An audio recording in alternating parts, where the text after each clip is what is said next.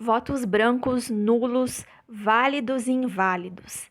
Esses termos, ainda que comuns em anos eleitorais, podem gerar dúvidas aos eleitores e envolvem alguns mitos. O primeiro mito é achar que o voto branco ele é um voto que vai para o vencedor. Isso não é verdade, tá? Ganha as eleições aquele candidato majoritário, no caso do prefeito, ou então aqueles candidatos proporcionais, no caso dos vereadores, né, que atingiram um número suficiente para ter direito à vaga na Câmara, mas um número suficiente de votos válidos, né? Só são considerados no processo eleitoral os votos válidos.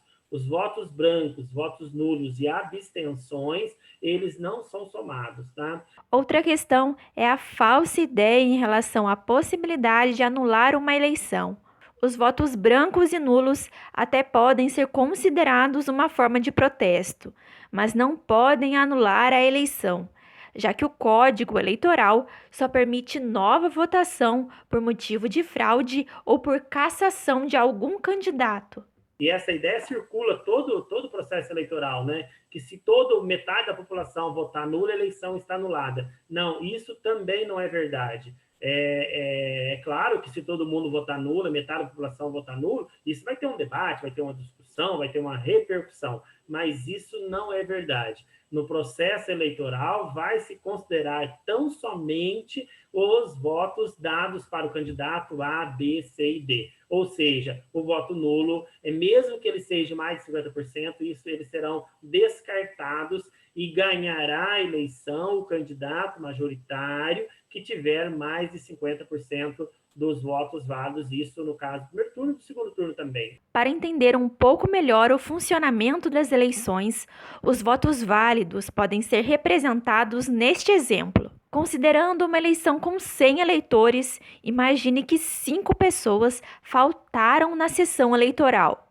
20 votaram em branco e outras 15 votaram nulo. Do restante dos eleitores, 20 escolheram o candidato A e 40 votaram no candidato B. Ou seja, neste cenário, o candidato B não teve mais que a metade dos votos totais. Mas em relação aos votos válidos, que realmente foram para algum candidato, ele foi eleito com mais de 66% dos votos. Nós vamos dar um exemplo de como esses números podem fazer a diferença. A eleição municipal de 2016 em Pindamonhangaba contou com mais de 110 mil eleitores. 21% do total não compareceram às urnas, o que representa mais de 24 mil pessoas. Para o cargo de prefeito, mais de 4 mil eleitores votaram em branco e cerca de 7.500 munícipes votaram nulo. Com isso, a cidade contabilizou um total de aproximadamente 74 mil votos válidos para prefeito. Os outros 36 mil votos poderiam ter mudado o resultado das eleições, já que a diferença entre o prefeito eleito e o segundo colocado foi de apenas 4 mil votos. Então, antes de abrir mão da sua participação, é bom pensar que isso pode ter consequências para a cidade que você vive. O voto ainda é a forma mais efetiva da participação política democrática.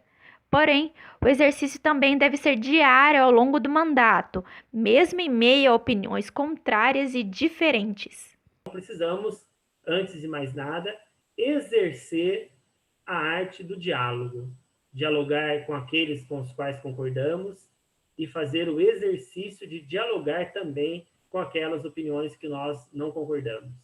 É desse modo que a gente fortalece a política no cotidiano. E quando o cidadão não participa da política, a política também perde a sua consistência. O que acontece? A tendência é que as pessoas acabem votando em candidatos que conhecem pouco, que não conhecem a história, que não conhecem as suas reais intenções. E aí a gente banaliza o nosso voto. E aí a gente desvaloriza o nosso voto. E na medida em que nós desvalorizamos o nosso voto, a gente contribui para que a gente eleja candidatos que decidam por políticas que são contrárias aos nossos interesses.